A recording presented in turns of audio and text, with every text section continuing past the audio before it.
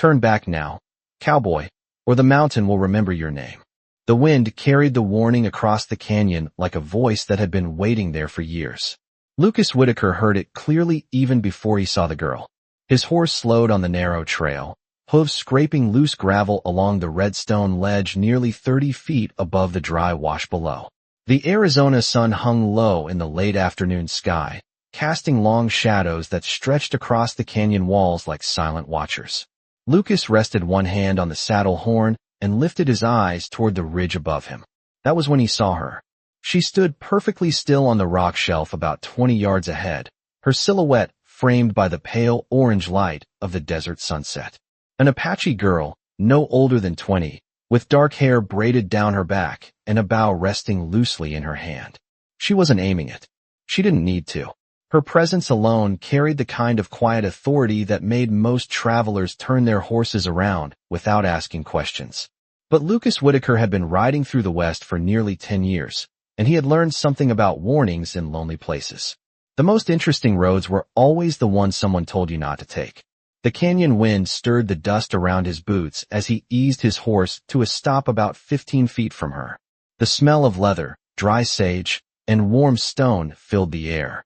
Neither of them spoke for a long moment. The only sound came from the soft breathing of his horse and the distant cry of a hawk circling somewhere high above the cliffs. The girl studied him with calm, unreadable eyes, as if she had already decided something about him before he even arrived. Finally she spoke again, her English quiet but steady. "You are not meant to be here." Lucas tilted his hat back slightly and glanced past her toward the narrow canyon path winding deeper into the mountains. "Funny thing about the West," he said calmly. "Most of the places worth seeing come with a warning." The girl did not smile. She stepped forward just enough that the fading sunlight caught the turquoise pendant resting against her chest. The stone glinted briefly like a drop of blue sky, trapped in silver. "This mountain is not a place for curiosity," she said. "It is a place for memory." Lucas noticed something then that most travelers might have missed. She wasn't threatening him. She wasn't even angry. She looked concerned. Not for herself. For him. The canyon wind shifted again, carrying cooler air down from the high cliffs above. Lucas reached into his saddlebag and pulled out a worn silver flask, taking a small sip before returning it. "I've heard a lot of stories about mountains," he said. "Ghost towns, lost mines, hidden rivers." His eyes moved back to hers. "Never heard one that could remember a man." The girl's expression didn't change, but something flickered behind her eyes. A recognition, almost. She glanced down briefly toward the turquoise pendant around her neck, then back at him. "Legends remember," she said softly. "And some legends are not meant to be found." Lucas Whitaker looked past her again toward the trail, disappearing into the shadowed canyon. Somewhere beyond those cliffs lay the place he had been searching for ever since he crossed into Arizona 2 weeks earlier. A place miners whispered about in quiet saloons. A place traders refused to mark on maps. A place some people called the Sleeping Canyon. Lucas nudged his horse forward one slow step. Gravel shifted under the hooves. The girl didn't move, but the wind lifted the edges of her braided hair as the first shadows of evening crept across the stone. "You should go back," she said once more. Lucas Whitaker shook his head slightly, a calm half-smile touching the corner of his mouth. "I didn't ride 200 miles to turn around 15 feet from the trail." For the first time, the girl's eyes hardened just a little. Not with anger. With certainty. She stepped aside from the path. The movement was slow and deliberate, like someone opening a door they already knew should remain closed. "Then remember this moment," she said quietly, "because this is the last chance the mountain will give you." Lucas tipped his hat politely and guided his horse forward into the narrowing canyon trail. Behind him, the wind swept through the rocks with a low whisper that sounded almost like a voice fading into the desert evening. And somewhere high above the cliffs, unseen by both of them, the shadows of the mountain were beginning to move. Lucas Whitaker rode deeper into the canyon while the last light of evening slipped slowly behind the jagged cliffs. The narrow trail curved between towering red walls that rose nearly 80 feet on both sides, their surfaces carved by centuries of wind and desert storms. The air felt cooler here, carrying the quiet scent of stone and distant sagebrush.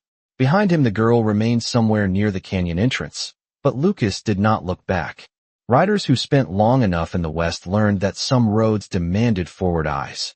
His horse moved carefully over the uneven ground, hooves echoing softly against the canyon floor. After nearly half a mile, the trail widened slightly, opening into a long corridor of stone where the sky appeared as a narrow ribbon of fading blue above. Lucas noticed something strange then. The ground ahead showed no fresh tracks. Not from horses, not from travelers, not even from wandering cattle. It was as if the entire canyon had decided to remain untouched. Lucas slowed his horse and leaned slightly forward in the saddle, studying the ground with the quiet patience of a man who had spent years reading land the way others read books. Dust lay smooth across the path except for the marks his own horse was now leaving behind. No wagon wheels. No boot prints. Nothing. The silence pressed against the canyon walls in a way that made the place feel older than any trail he had ridden before. About 20 yards ahead, he spotted the first sign that the girl had not been exaggerating about memory.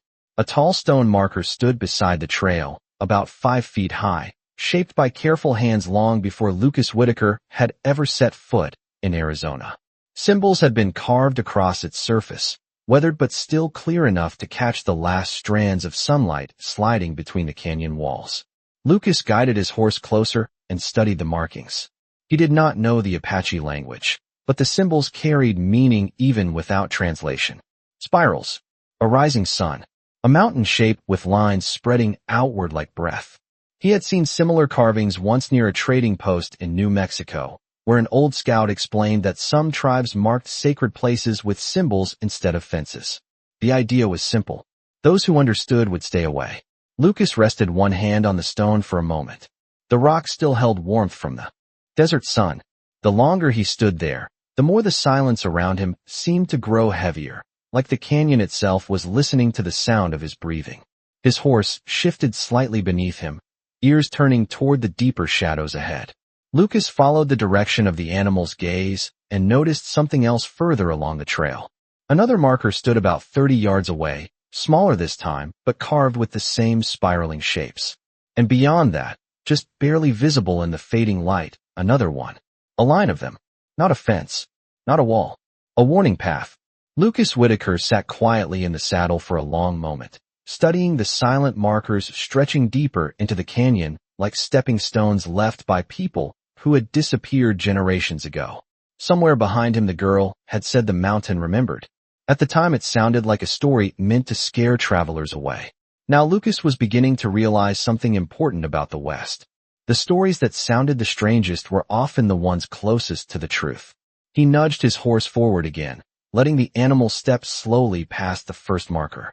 The canyon grew darker with every yard he traveled, shadows stretching across the trail as the sun finally slipped behind the distant ridge.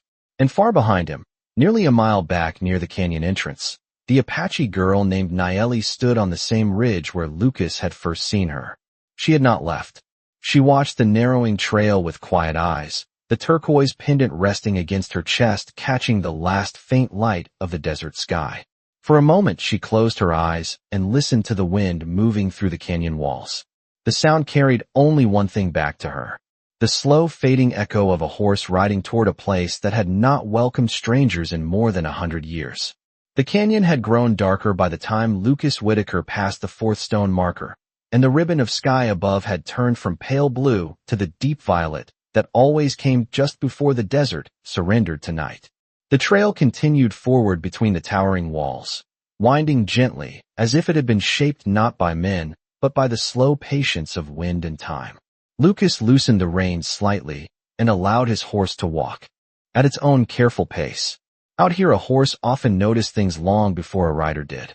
The animal's ears shifted constantly, turning toward every faint sound carried along the canyon floor. Somewhere far above, a night bird called once and then fell silent again. Lucas glanced back toward the markers he had already passed. They stood in the dim light like quiet sentinels, spaced nearly 20 yards apart, their carved spirals barely visible now that the sun had disappeared completely behind the cliffs. He had ridden through dozens of tribal lands during his years in the West, but something about this place felt different. It was not anger that lingered here, not fear either. It felt more like a memory that had decided to remain standing even after the people who created it were gone. Another quarter-mile brought him to a bend where the canyon opened slightly into a small clearing, perhaps 50 feet across. The trail split here into two narrow paths. One continued straight ahead deeper between the cliffs. The other curved left toward a cluster of dark rocks that leaned together like the walls of an old shelter. Lucas guided his horse toward the clearing and paused there, studying the ground carefully. Even in the dim light, he could see that the dust here had not been disturbed for a very long time. No boot prints. No wagon ruts. Only the faint pattern of wind brushing across the surface day after day. He dismounted slowly, boots touching the ground with a soft crunch of gravel. The air inside the clearing felt cooler than the trail behind him. Lucas walked toward the leaning rock formation and noticed something that made him stop mid-step. A small fire circle sat at the center of the stones. Not a fresh one. The ashes had turned pale gray. The way wood looked after months of desert wind had carried away the last traces of heat. But someone had once sat here. Someone who knew this canyon well enough to rest without fear. Lucas crouched beside the cold fire ring and brushed his fingers lightly through the ashes. Beneath the powder, he felt the hard shape of something smooth. He lifted it into the dim light. A small turquoise bead no larger than the tip of his thumb rested in his palm, threaded with a fragment of faded leather cord. The stone caught the faint moonlight that had begun to slip between the canyon walls, glowing with the same deep blue color as the pendant the Apache girl had worn around her neck. Lucas turned the bead slowly between his fingers. Jewelry like this was rarely dropped by accident. It was usually left behind for a reason. Perhaps a marker. Perhaps a memory. He slipped the bead carefully into the pocket of his coat and stood again, glancing toward the two trails ahead. The path leading deeper into the canyon looked darker, the shadows gathering thick between the rock walls. The other trail curved toward the leaning stones, disappearing behind a ridge barely 20 yards away. Lucas rested one hand on the saddle and considered the choice quietly. Behind him the wind moved through the canyon entrance far away, carrying with it a distant sound that might have been the shifting of rocks or perhaps something else entirely.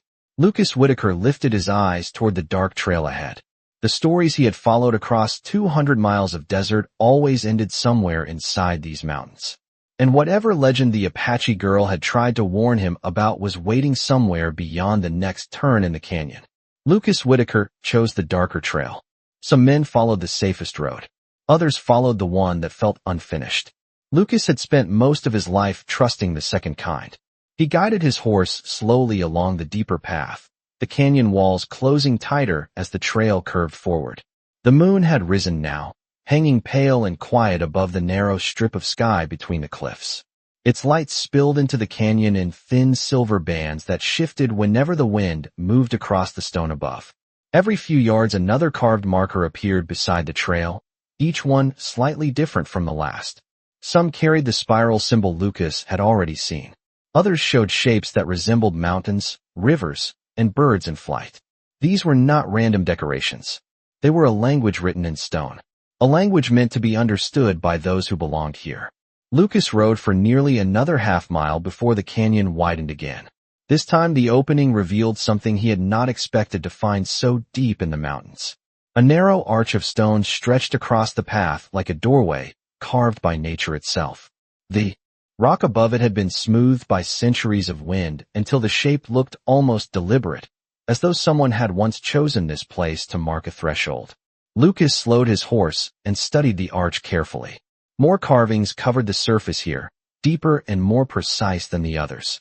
A large spiral filled the center of the stone, surrounded by smaller symbols that formed a circle around it. Lucas slid down from the saddle and stepped closer. The moonlight revealed details the daylight might have hidden. Small handprints had been pressed into the rock beside the carvings, each one painted long ago with a red pigment that time had faded but not erased. Some of the handprints were small enough to belong to children. Others were large and steady, likely made by adults who had stood here many generations before Lucas Whitaker had ever been born. He raised his hand slowly and held it near one of the prints without touching the stone. Whoever left that mark had stood here perhaps 100 years ago, maybe more. The thought made the canyon feel even older than it already had. Lucas stepped back and glanced beyond the arch. The trail continued through it, descending slightly toward a lower valley hidden between the cliffs. A faint sound drifted through the night air from somewhere beyond the stone gateway. It was not the wind. It was water. Lucas listened carefully and realized there was a spring or small stream somewhere ahead, its quiet movement echoing gently through the canyon corridor. Water in a place this dry meant life had once gathered here. Camps, families, stories told beside firelight. The bead in his coat pocket suddenly felt heavier than it should have. Lucas rested his hand on the saddle again and looked back toward the path behind him. Somewhere miles away beyond the canyon entrance, the Apache girl had warned him that the mountain remembered. At the time it had sounded like poetry. Standing beneath the ancient stone arch, surrounded by symbols carved by people who had trusted these cliffs with their lives, Lucas Whitaker began to understand what she meant. Some places did not forget the footsteps that passed through them. They simply waited. Lucas guided his horse forward beneath the arch. The moment the animal stepped through, the sound of water grew clearer, and the canyon beyond opened into a hidden valley nearly 200 yards wide. The moonlight revealed low stone walls scattered across the ground like the quiet remains of old shelters. No roofs remained. No fires burned. Yet the place did not feel abandoned.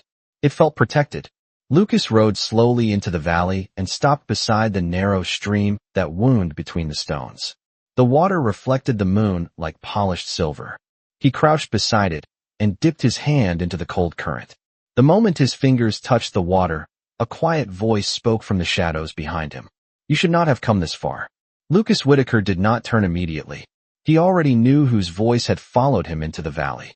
Lucas Whitaker remained crouched beside the stream for a moment after hearing the voice, letting the cool water run through his fingers before slowly lifting his hand back into the moonlight. The desert night had grown quiet again, but the presence behind him was unmistakable. Some people moved through the west like a storm. Others moved like the wind itself. The Apache girl had the second kind of footsteps. Lucas finally stood and turned calmly toward the shadows near the stone wall. Nayeli stepped forward just enough for the moonlight to find her face. Her dark braids rested over her shoulders, and the turquoise pendant at her chest glimmered faintly like a piece of the night sky caught in silver. She had followed him through the canyon without making a sound. Lucas studied her for a moment before speaking. "You came a long way just to repeat the same warning." Nayeli did not answer immediately. Her eyes moved slowly across the valley, over the low stone walls and the quiet stream winding through the center of the clearing. "This place is not a trail for travelers," she said at last. "It is a memory that belongs to my people." Lucas glanced around again, noticing details he had missed when he first arrived. The stone walls were not random ruins after all. They formed small circles and narrow passages that suggested the outline of homes long faded by time. Some were no more than 2 feet high now, yet the shapes were still clear enough to tell where families once slept, where fires once burned, where children might have sat listening to stories carried by desert wind. "A village," Lucas said quietly. Nayeli nodded once. "Long before the towns in the valley were built. Long before the railroads crossed the desert. My ancestors lived here. The canyon protected them from the outside world." Lucas looked down at the stream again. Water like this could keep people alive even through the harshest summers. That explained why the valley had once been chosen. But the silence now felt deeper than simple abandonment. "What happened to them?" he asked. Nayeli stepped closer to the edge of the stream, her boots pressing lightly into the soft dirt beside the water. "They left. Some joined other tribes. Some followed the mountains farther west. Some simply disappeared into the desert the way old stories do." Lucas noticed something then. Her voice carried respect for the place, but also caution, like someone describing a story that was not finished yet. "And the legend?" Lucas asked. "The one everyone in the trading posts keeps whispering about." The girl's eyes moved to him again. "What legend do they tell in the towns?" Lucas rested his hands on the saddle horn as he answered. "They say somewhere in these mountains there is a canyon that hides the wealth of a lost tribe. Gold, silver, old relics buried before the soldiers ever reached this territory." Nayeli listened without changing expression. Then she gave a quiet breath that sounded almost like disappointment. "The towns always imagine treasure when they hear the word legend," she said. Lucas raised one eyebrow slightly. "Then what is it really?" Nayeli turned toward the far side of the valley where the canyon walls rose higher than anywhere Lucas had seen so far. The moonlight revealed a narrow gap in the cliffs nearly 100 yards away, half hidden by jagged rock formations. Beyond that gap the mountains continued upward like dark waves frozen in stone. That canyon leads to the place they whisper about, she said softly. But the legend they chase is not gold. Lucas followed her gaze toward the distant opening in the cliffs. The wind shifted across the valley, carrying the faint scent of water and stone and something older than both. Then what is hidden there? He asked. Naeli's hand moved lightly to the turquoise pendant resting against her chest. Her fingers closed around the stone as if it held a memory she had carried all her life. What is hidden there, she said quietly, is the reason. My people still guard this mountain. The wind moved quietly across the hidden valley as Lucas Whitaker followed Naeli's gaze toward the narrow opening high in the canyon wall. From where they stood beside the stream the gap looked small, no wider than a wagon road. Yet something about the darkness beyond it made the entire valley feel like the front porch of a much older house. Lucas rested one hand on the saddle horn and studied the cliffs carefully. How long have you been guarding it? He asked. Naeli did not answer right away. Instead she walked slowly along the stream bank, her boots brushing through the thin grass that grew near the water. The moonlight followed her movements, reflecting in the current as it passed over smooth stones beneath the surface. Long enough that my grandmother guarded it before me, she said at last, and her grandmother before her. Lucas watched the quiet certainty in her posture. People did not spend generations protecting something unless it mattered more than gold. Yet every rumor he had heard in saloons and trading posts had spoken of treasure hidden in these mountains. Prospectors had spent years searching for it. Some had never returned from their journeys. And the canyon beyond that narrow gap was where every story eventually pointed. Lucas slipped his hand into the pocket of his coat and felt the small turquoise bead he had found earlier near the cold fire circle. He pulled it out and held it in the moonlight. The stone glowed softly, the same shade of blue as the pendant Naeli wore. I found this back on the trail, he said quietly, near an old fire ring. Naeli turned and stepped closer. For a moment her expression changed, not with fear, but with recognition. She reached out slowly and held the bead between her fingers. This belonged to someone who once lived here, she said. One of the last families before the village was left behind. Lucas studied her face. You mean the village did not disappear suddenly? No, she said. People left one family at a time. The outside world was changing. Soldiers were moving across the land. Settlers were building towns in places where rivers once ran free. My people knew this canyon could not remain hidden forever. She looked again toward the narrow gap in the cliffs. So the elders chose to protect the most important place before strangers arrived. Lucas followed her gaze again. The darkness beyond the opening seemed deeper now, as though the canyon behind it held shadows even the moon could not reach. What is there? Lucas asked quietly. Naeli held the bead for another moment before placing it back in his palm. Not treasure, she said. A memory older than this valley.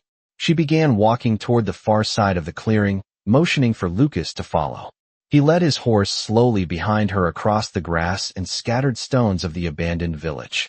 As they approached the narrow opening, the sound of the stream faded behind them, replaced by a faint hollow echo that came from somewhere deeper in the rock.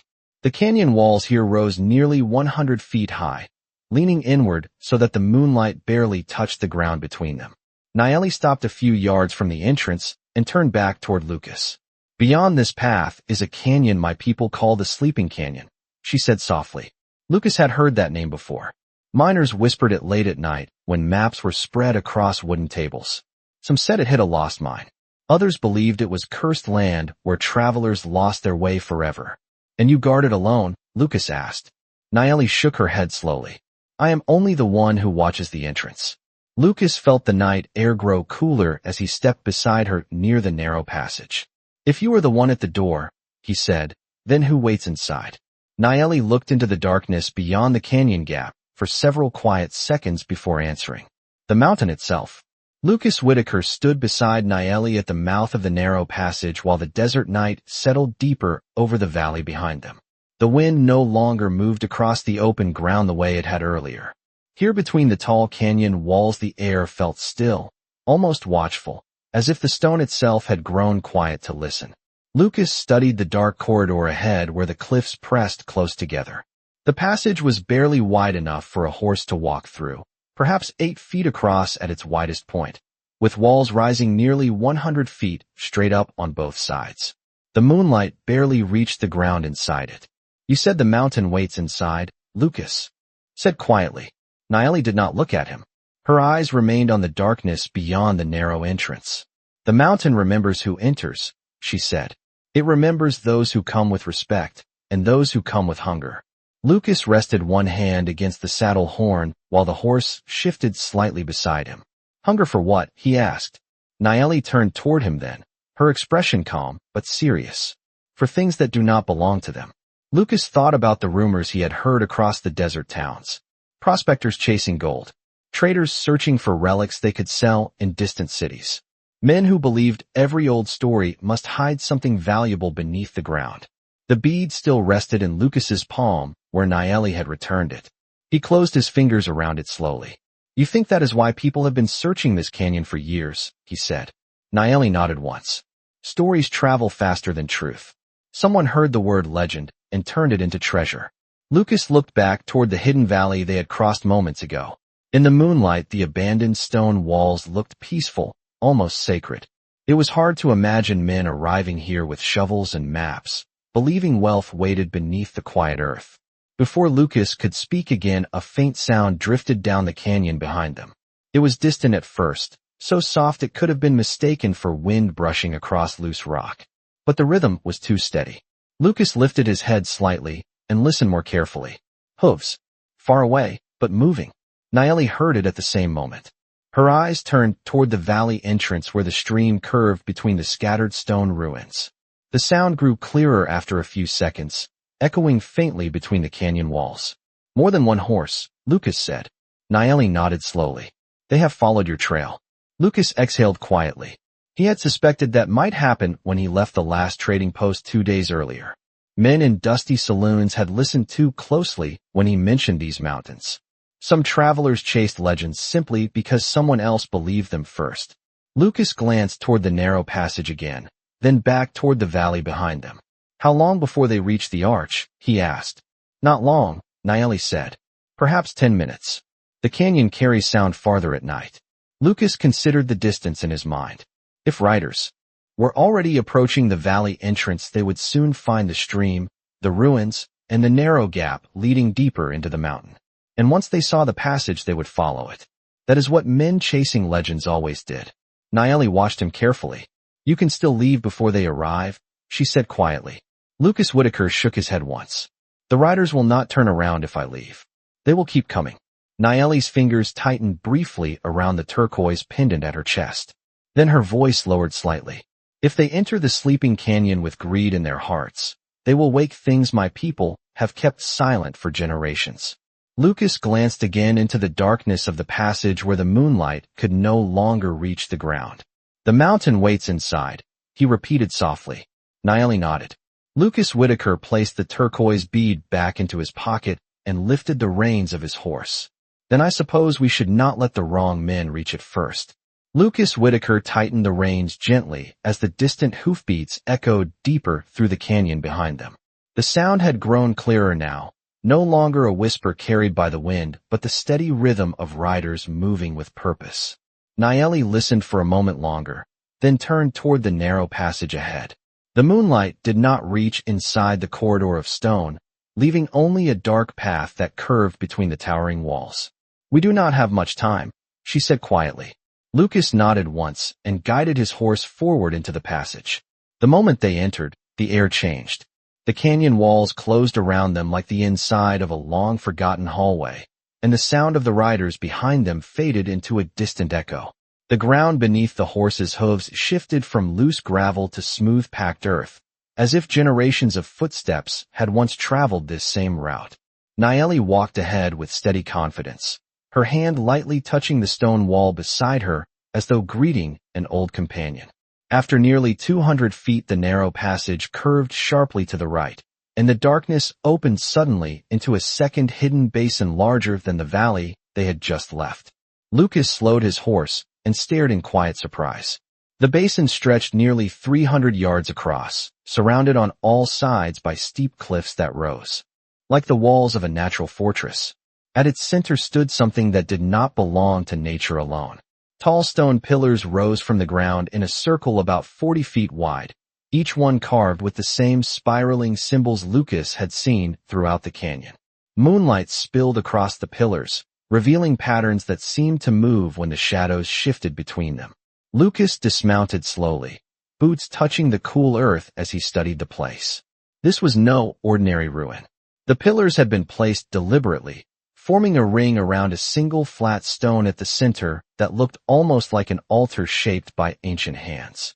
Nayeli stepped forward into the circle without hesitation. "This is where the legend truly begins," she said softly. Lucas followed her gaze to the stone at the center. "What is it?" he asked. Nayeli paused beside one of the pillars and ran her fingers lightly along the carved spiral. "Long before the settlers arrived, before the trading routes and railroad tracks, my ancestors believed this mountain held the spirit of the land itself. This place was where they came to listen." Lucas raised an eyebrow slightly. "Listen to what?" Nayeli looked up toward the cliffs above them, where the moon hung high between the jagged edges of stone. "To the memory of the earth," she said. Lucas stepped closer to the central stone, noticing something carved along its edges that had been hidden by shadow until now. More handprints, like the ones beneath the arch earlier, pressed into the rock by people who had stood here generations before. He placed his hand lightly beside one of them without touching it. The air in the basin felt different somehow, cooler and heavier, like the quiet inside a church built from stone and sky instead of wood. The distant hoofbeats echoed faintly through the canyon again, closer now. Nayeli heard them too. "They will reach the first valley soon," she said. Lucas looked around the circle of pillars once more, understanding slowly settling in his mind. This place was not a mine or a buried treasure site. It was something far older, something meant to be protected rather than discovered. The legends had never been about wealth. They had been about silence. Lucas turned back toward Nayeli. "If those riders reach this basin," he said quietly, "they will not understand what they are looking at." Nayeli nodded. "That is why they must not enter the circle with greed in their hearts." Lucas glanced toward the narrow passage behind them where the sound of approaching riders continued to grow slowly louder. Then he looked back at the ancient ring of stone pillars standing beneath the moonlight. For the first time since entering the canyon, Lucas Whitaker realized the legend hidden in these mountains was not something waiting to be found. It was something waiting to be protected. The sound of approaching riders rolled slowly through the canyon, like distant thunder, as Lucas Whitaker stood within the ring of ancient pillars. The moon had climbed higher now, pouring pale silver light across the stone circle and the flat altar at its center. The carvings along the pillars seemed almost alive beneath that light, their spirals catching shadows that shifted whenever the wind moved across the basin above. Lucas rested one hand lightly against the saddle while he studied the quiet space around him. For the first time since he had entered the mountains, he understood what the stories had failed to explain. This place was never meant to be discovered. It was meant to be remembered. Nayeli stepped closer to the center stone and looked toward the narrow passage behind them where the echo of horses continued to grow. "They will reach the first valley soon," she said softly. Lucas nodded once. "Then they will see the ruins and the stream and the arch. And after that they will follow the only trail that leads forward." Nayeli did not look afraid, but the quiet weight in her voice carried generations of responsibility. "If they enter the circle believing it holds treasure," she said, "they will not hear what this place was built to say." Lucas glanced down at the turquoise bead still resting in his palm. The stone glowed faintly in the moonlight, just like Nayeli's pendant. "Your people left these markers to guide those who understood them," he said. Nayeli nodded slowly. "And to confuse those who did not." Lucas Whitaker slipped the bead back into his coat pocket and walked toward the narrow passage that led back to the valley. The hoofbeats were much clearer now, echoing through the canyon walls with every step the riders took. He could count at least 4 horses, maybe 5. Men who had followed rumor across the desert believing wealth waited somewhere inside these cliffs. Lucas leaned slightly against the rock beside the passage entrance and studied the ground for a moment.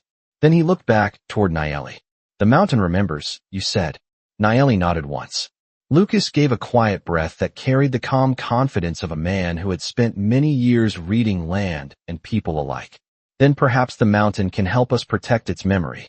Naeli watched him carefully as he stepped outside the stone circle and moved along the edge of the basin. Lucas gathered several loose rocks from the canyon floor and carried them toward the entrance of the narrow passage. One by one he placed them along the trail, scattering them just enough that fresh hoofprints would turn away from the correct path and follow the faint animal tracks leading along the canyon wall instead. The alternate trail curved toward a long dead end where the cliffs narrowed until the canyon closed entirely. It was the kind of mistake tired riders often made at night. Lucas brushed the dust carefully across the ground, blending the real trail into the shadows. When he finished, he stepped back and studied the ground once more. To anyone arriving from the valley, the wrong path now looked like the natural direction of travel. Naeli stepped beside him quietly. "You are hiding the entrance," she said. Lucas gave a small nod. "Not hiding it, just letting the mountain keep its secret a little longer." The hoofbeats grew louder for a few seconds and then slowly faded as the riders reached the valley behind the narrow passage. Lucas and Naeli waited in silence beside the ancient pillars while the sounds echoed across the stone walls. A few minutes passed. Then the riders continued along the false trail, their voices drifting faintly through the canyon as they disappeared deeper into the wrong corridor of rock. The basin fell quiet again. Lucas Whitaker looked up toward the moonlit cliffs and let out a slow breath. Naeli stepped back into the circle of pillars and rested her hand against the carved stone beside her. The mountain had listened. Lucas glanced once more toward the passage before turning back toward the silent valley beyond the pillars. "Legends do not survive because people find them," he said quietly. Naeli looked toward the distant cliffs where the riders had vanished into the darkness. "They survive because someone chooses to leave them where they belong." Lucas Whitaker tipped his hat slightly beneath the moonlight, mounted his horse, and rode slowly back toward the quiet valley where the first stone markers waited beneath the desert sky.